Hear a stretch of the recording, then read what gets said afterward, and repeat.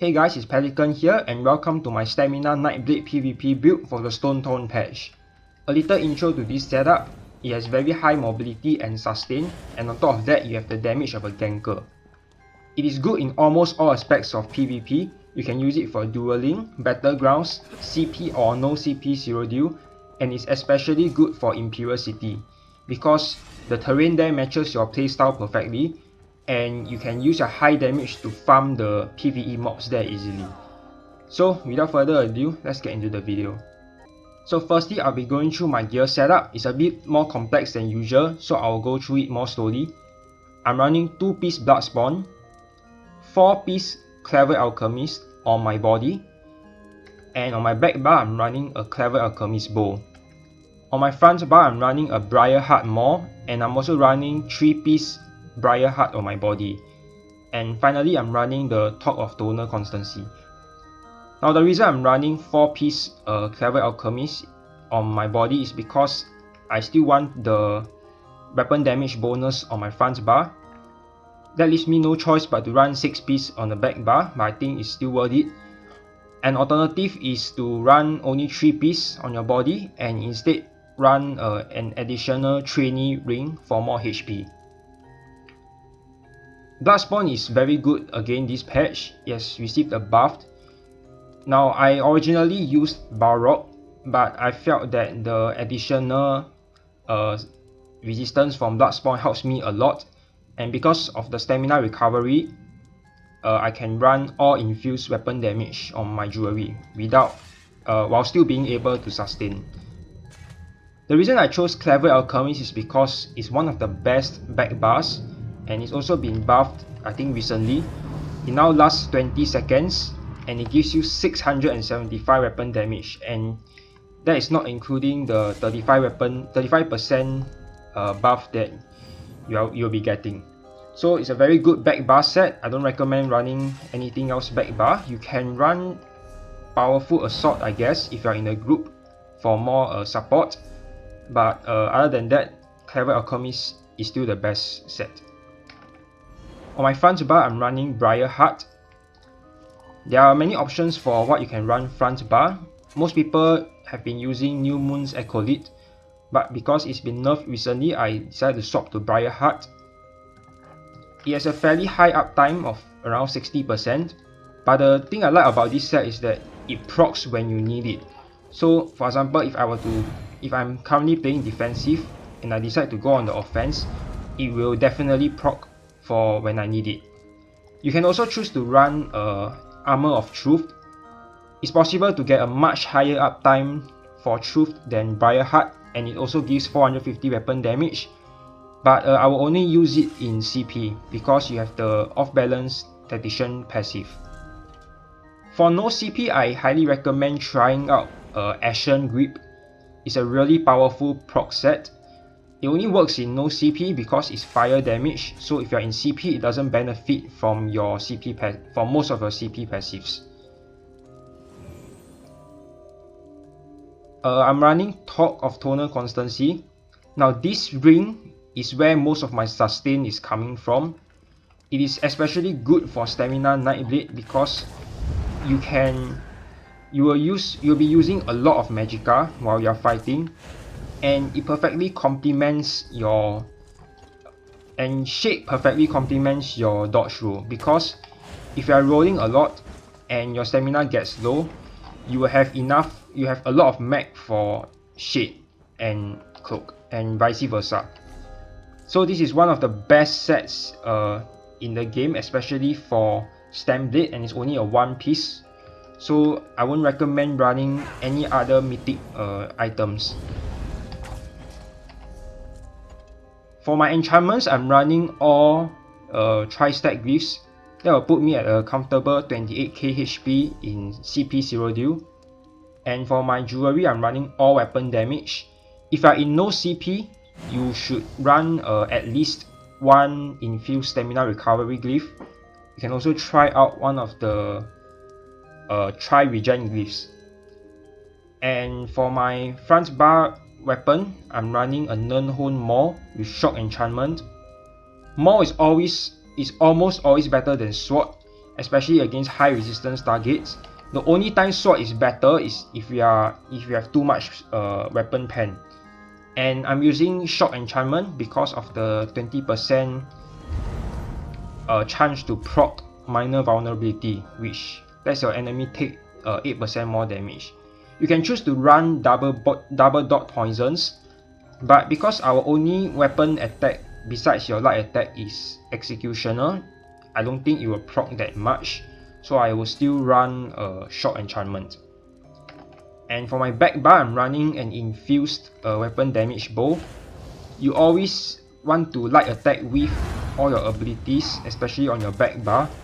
And because it's a bow, you will almost always land, and that will keep your weapon damage enchantment procced. And lastly, for my armor traits, I'm running all well fitted. I think there's no reason to go in pen anymore, especially on a medium nightblade. Having 7 well fitted gives you basically infinite rolls. You can roll up to 5 or 6 times or even more without having to worry much about your sustain. And if you ever get low, you can always just cloak because you have a lot of mag by then because of torc, and then you can regen your stamina. So overall, it's a very versatile setup, and now I'll be moving on to the skills. On my front bar, I'm running Camo Hunter, Surprise Attack, Rally, Relentless, Executioner, and Incap. Camo Hunter is one of the best passives for any stam build, especially for Stamblade, because we have a high crit chance and we benefit a lot from flanking the enemy, so that complements our playstyle very well. It also gives you your major savagery as well as 3% more weapon damage, and on top of that you can use it to pull Nightblades out of stealth. And since you don't really have any AoEs, this is one of your main counters, in fact your only counter to stealth. You can try hitting enemies out of stealth. I've done it a lot because stealth is quite buggy, so if you cast it right before the stealth, you can still, if you cast a damage ability right before the stealth, you can still hit them out of it. But keep in mind that this skill is quite expensive and the radius is also quite small, so you must use it sparingly, but it can be very strong in the right situation. Surprise attack is your main spammable. It's also your main CC. Our only other CCs are incap as well as off balance heavies. Because we are on a very high damage setup, this skill will often hit harder than dizzying swing on other stam builds. So it's a very powerful spammable, and you can even also use it as a burst. A good combo is to get in stealth and do a heavy attack into surprise out of it.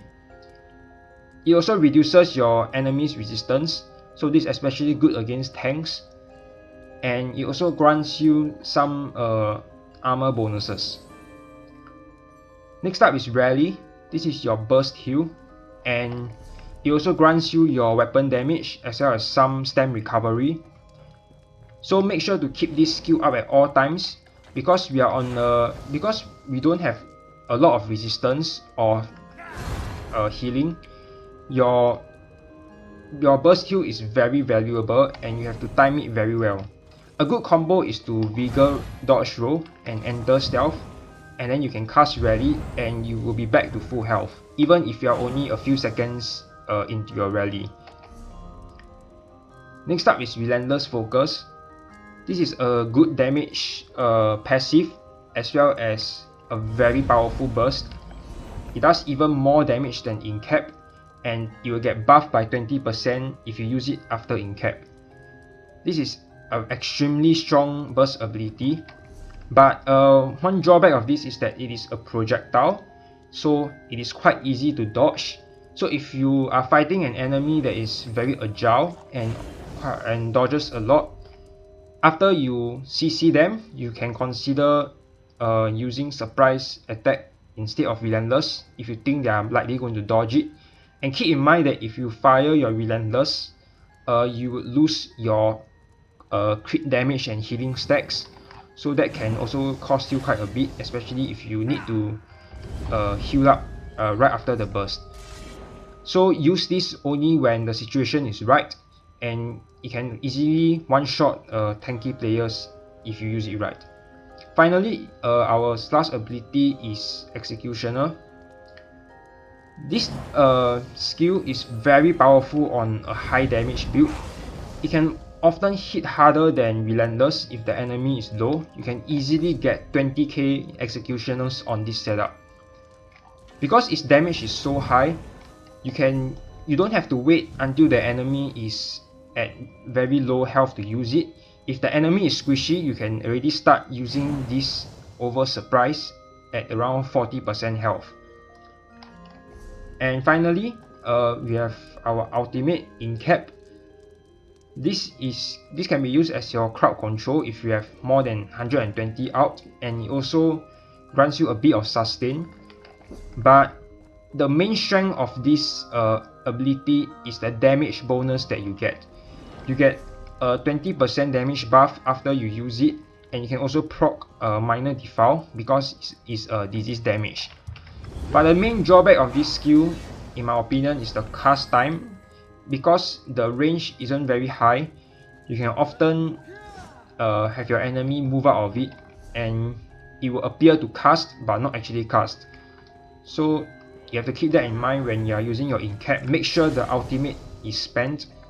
That's the only indication that your skill actually landed.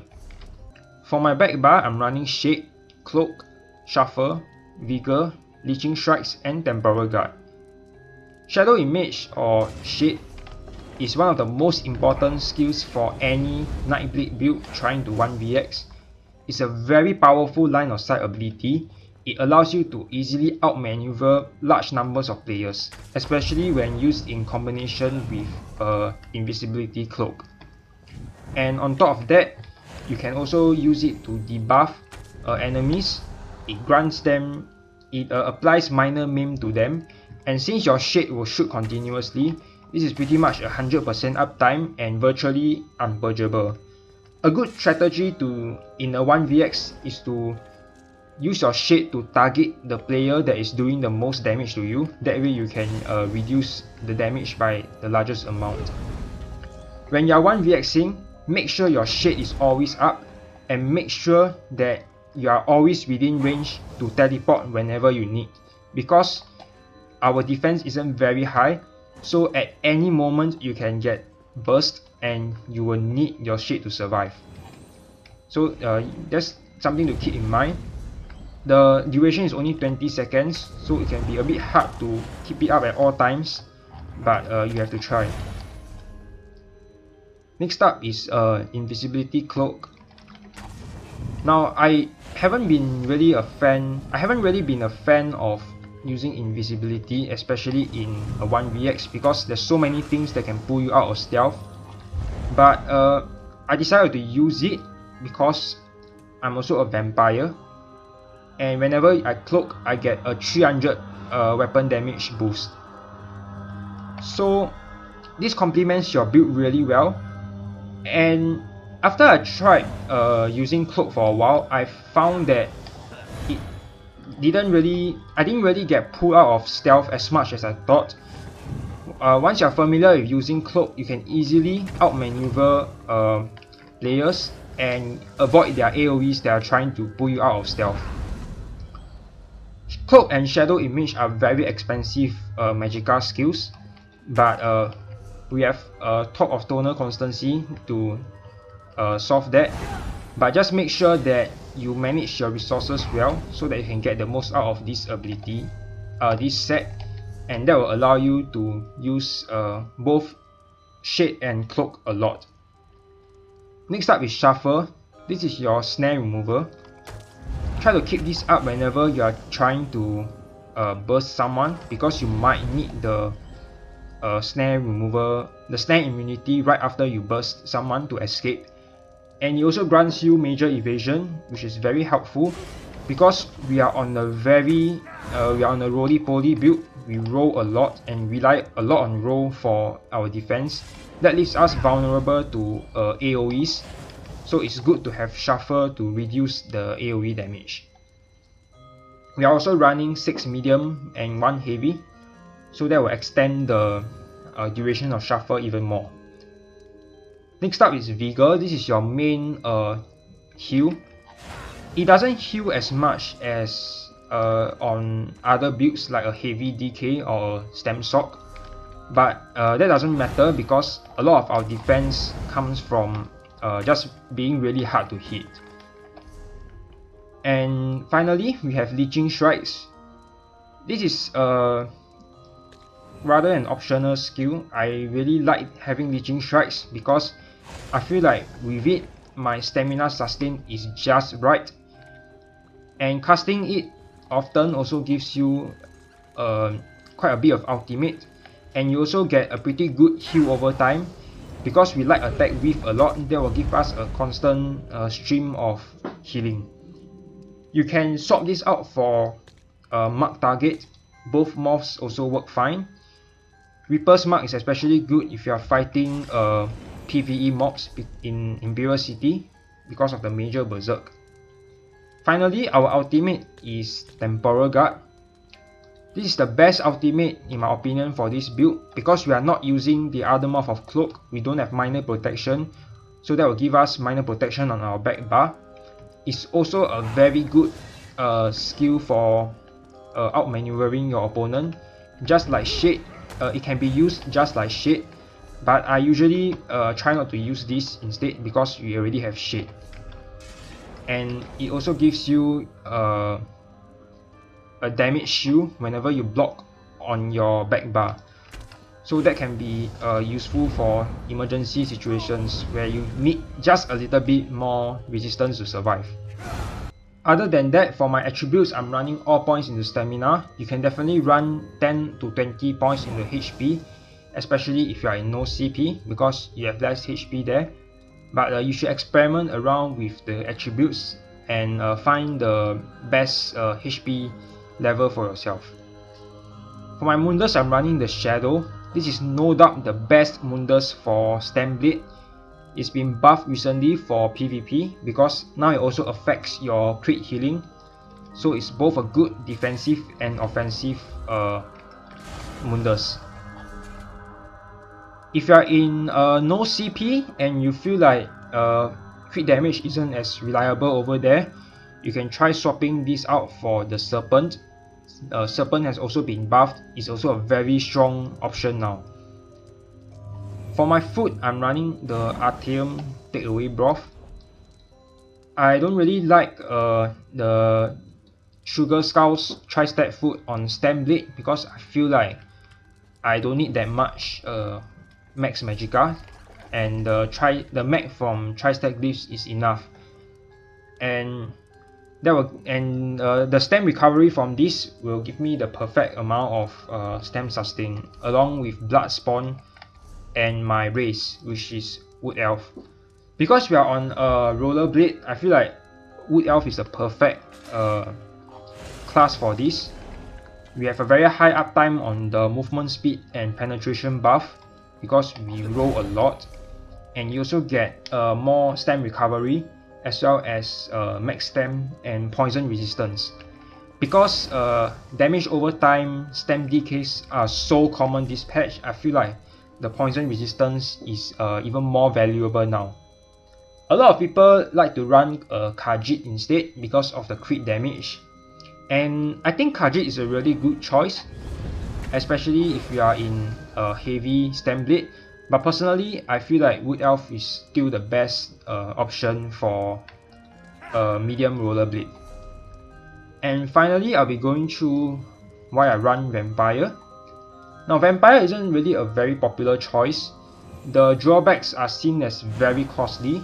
As you can see, we are currently a stage 3 Vampire, and that's going to cost us with 8% higher ability cost, 60% less health recovery, and more flame damage taken. At first, this might seem like a really bad idea to go Vampire because of all this, but do remember that it's very easy to sustain on torc, and I honestly didn't really feel a difference because of the increased ability cost. I feel like it's quite superficial for this setup at least. But the true benefit of Vampire Stage 3 comes from the Undeath passive. The Undeath passive used to only start working when you are below 50%, but now it's been buffed. It starts reducing your damage taken from max HP already. So by the time that you are at half HP, you have a lot more mitigation. And because we are on a medium roller blade, we don't have a lot of mitigation. This Undeath passive is extremely valuable to us. And if you are at low HP, it will even completely negate the extra damage that you take from flame damage. And not to forget, from the stage 2 passive, you also get a very high uptime of 300 weapon damage from stealth. So I think there's no reason not to go vampire on a medium rollerblade. However, you do not want to go to stage 4 because that will just increase the cost further, but you don't get much benefit from it because our sprint cost is already very low from all the well fitted, and we don't really need the invisibility passive because we can just cloak. So I feel that there's no point going stage 4 vampire. Oh, and I almost forgot, for my potions, I'm running the standard tri-step pots. I think this is the best potion for this setup because with it our max sustain is just right for 1vx PvP, and the burst heal can also save you in a lot of situations. The HP recovery isn't that helpful because we are a vampire, but you still benefit a lot from the magicka and stam recovery. And other than that, don't forget your undaunted passives. And because you are running 6 medium and 1 heavy, make sure that your heavy piece is on your chest because you get the most armor points out of it. Lastly, I'll be going through my CP setup. This is just my CP, you can tweak it to suit your playstyle more. For my blue tree, I have 19 into blessed, 39 physical and 81 master at arms. That will give us the tactician passive, which is very powerful. 66 precise, 33 piercing and 32 mighty. You don't need any into this because we are not running any damage over time. For my red tree, I'm running 66 iron, 51 resistance. That will put us at 39% crit resistance. And we are also running 10 spell shield and 10 medium armor focus. 37 hardy and ally and 48 thick. Make sure to have 120 points at least for the unchained passive. 11 quick recovery. For my green tree, I'm running 56 warlord, 11 sprinter and 1 siphoner. Make sure to have 1 point into this so that you will give templars, wardens and necros an additional thing to purge. This star isn't really useful because you really have a lot of sprint reduction from well fitted, so you can choose to allocate this into some other star. 56 Mooncarth, 27 Arcanist. I run a lot of Mooncarth because my stam recovery is very high, so I feel like I will benefit a lot from it. Same for my mag recovery. 7 into Tenacity. Now I don't really heavy attack much for stam sustain. Most of the time when I heavy is for offense, but if you rely a lot on heavy, you can choose to put more into this. 72 Tumbling because we roll a lot, and 40 into Shadow Ward. So that's all for the video. I hope you guys enjoyed. I've been having a lot of fun in the Imperial City event with this build, and I've gotten a lot of insane fights with this. So I'll be uploading those soon. Do leave a comment if you have any questions, and I'll see you in the next video.